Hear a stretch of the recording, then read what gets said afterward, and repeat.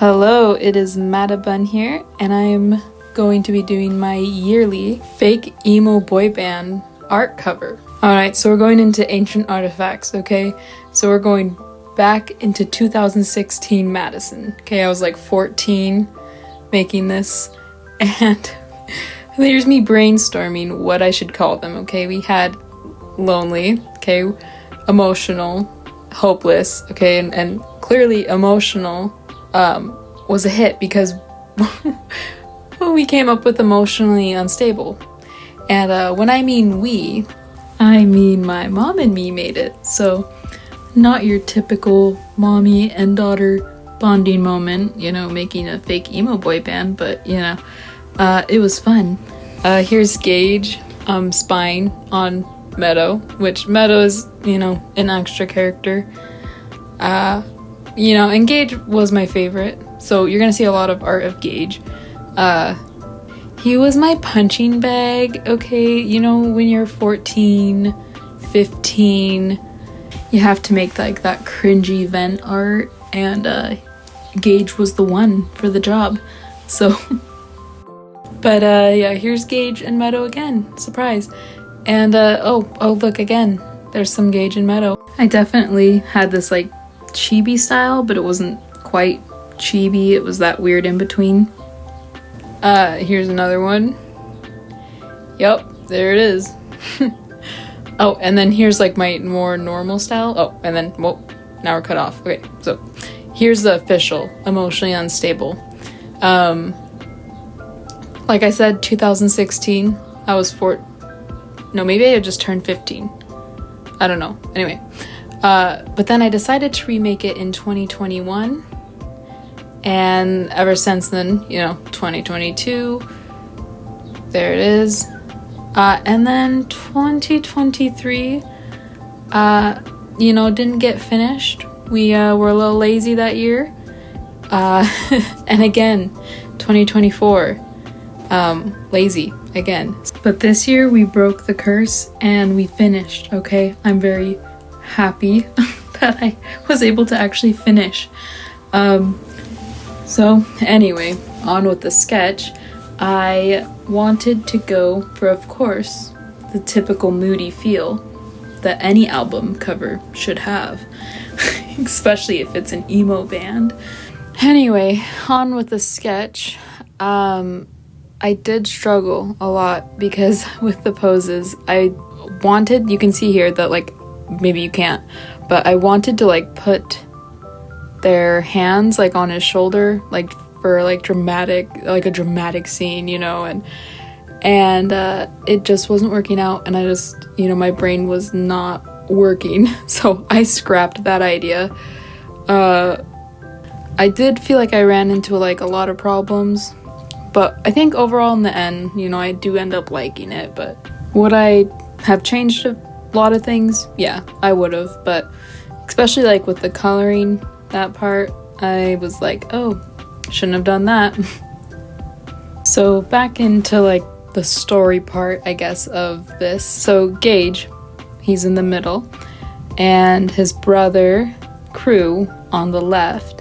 Their family decides to move, and then they end up moving to like a small town, and that's where Quinn lives. So Gage tries to go and find some work.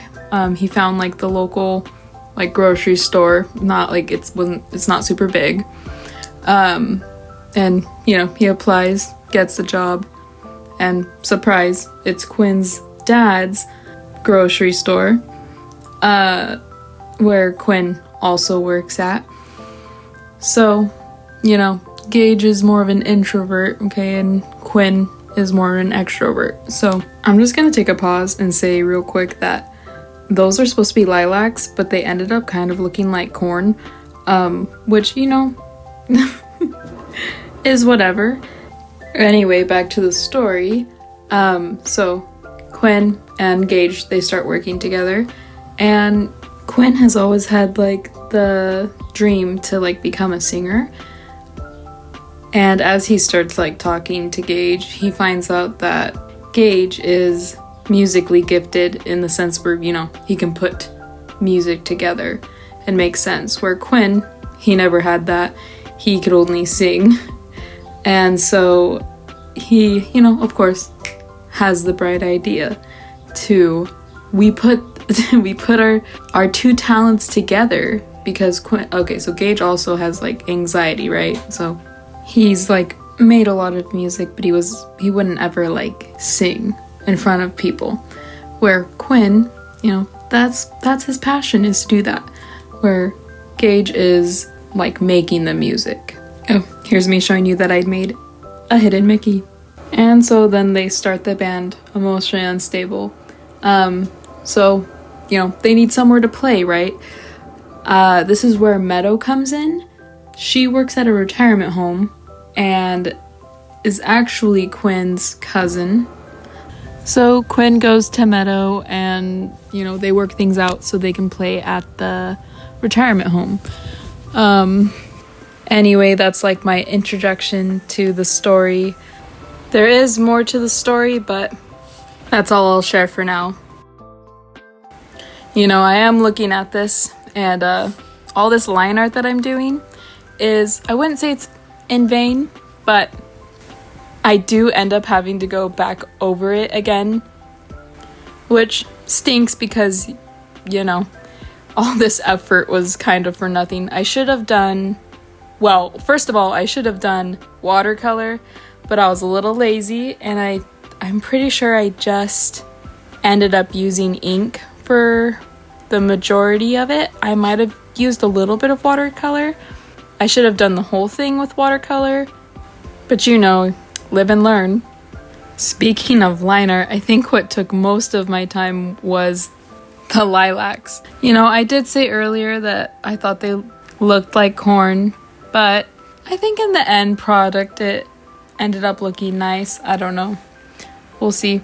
I probably should have done cherry blossoms, but lilacs remind me of my childhood, so they'll always have like a special place in my heart. Also, when I make this every year, it's usually like in April, so the lilacs are starting to bloom, which is one of my favorite scents because, like I said, I grew up with a lilac tree, so I look forward to seeing them bloom and being able to smell them. Even though it's one of my favorite smells, it's kind of like Christmas though, where you won't see me buying like perfume, like lilac perfume, or like anything else that smells like lilac. I just like to be able to go outside and smell them. So I guess it's like the eggnog of spring. I don't know. Well, I guess I'll stop rambling about lilacs. What I did use the lilacs for, though, I just said I wasn't going to talk about it, but this is about the art piece. But a bit of contrast. Because the rest of the piece was going to be more edgy, the lilacs kind of soften it a bit. And honestly, it's just both of my styles put together.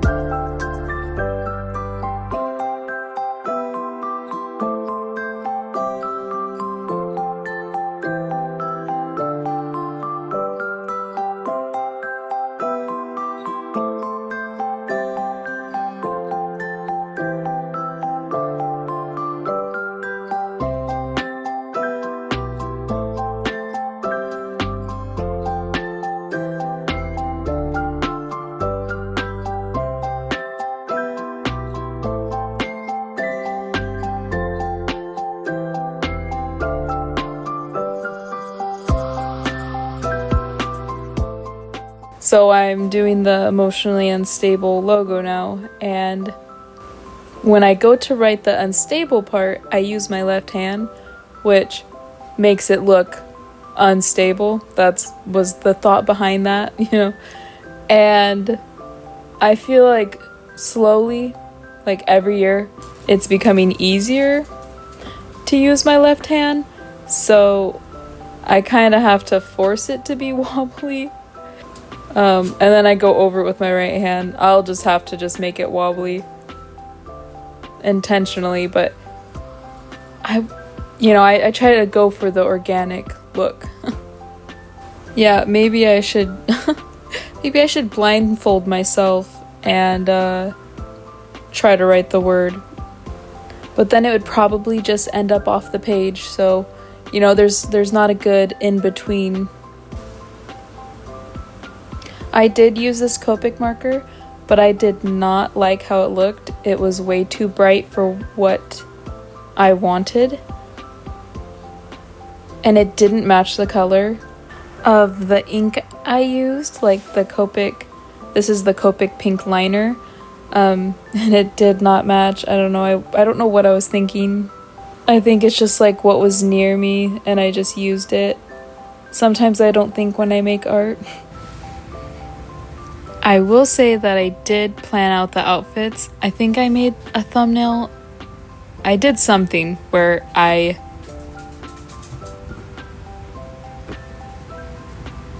mapped out if it was gonna be like a red tie, or if it would be white or whatever. I kind of, but it's so basic that you kind of know that the tie is going to be red. I think it's red. I'm doing this voiceover, but now hold on.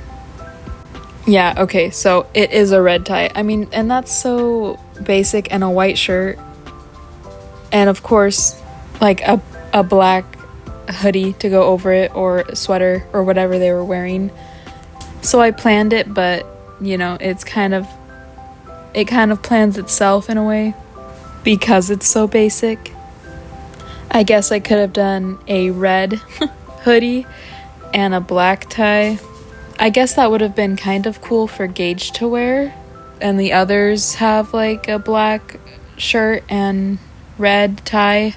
Kind of do the switcheroo, but that'll just be cohesive this year. Maybe next year I'll try to do something, but knowing me, I'll just stick with whatever's safe.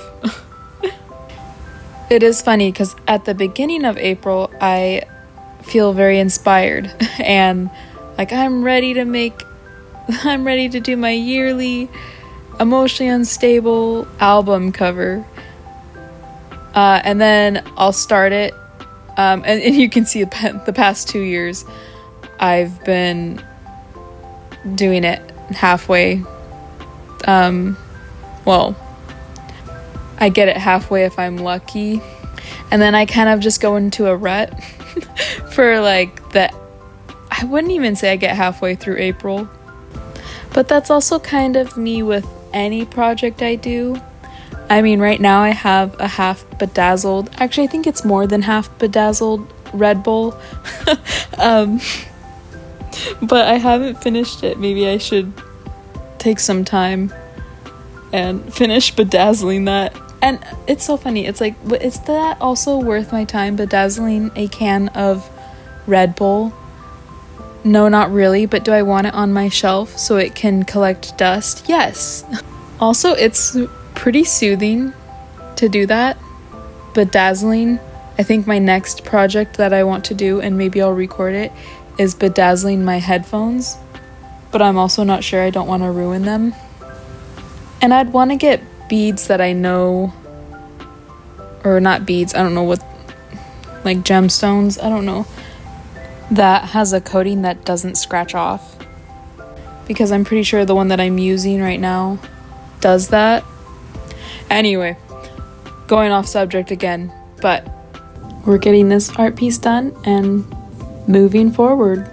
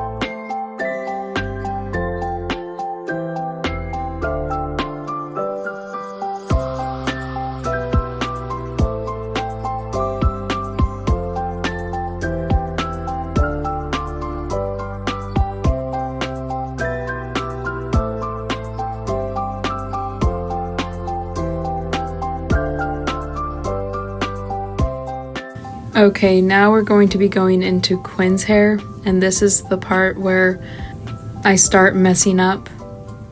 Quinn's like a natural blonde, but however I mixed it, made it look like he was a redhead.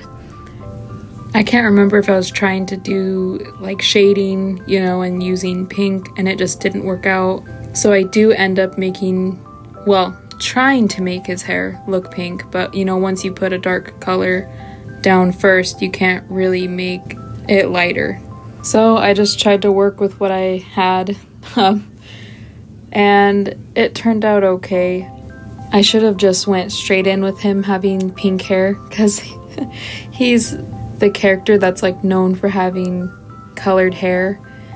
And it wasn't like pink hair, it was like rose gold. That was kind of the joke in my story, like he has rose gold hair and people say like that it's pink and he's like, no, it's rose gold. And especially like the older people, because when they go to the retirement home and it's supposed to be like a thing, like, oh, the gentleman over there with the pink hair, and Quinn usually takes offense to that, like, no, it's actually rose gold hair. But now he has like hot pink in this one. Just overall, his hair didn't turn out that great in my opinion, because I know how he's supposed to look and it just didn't end up looking like him.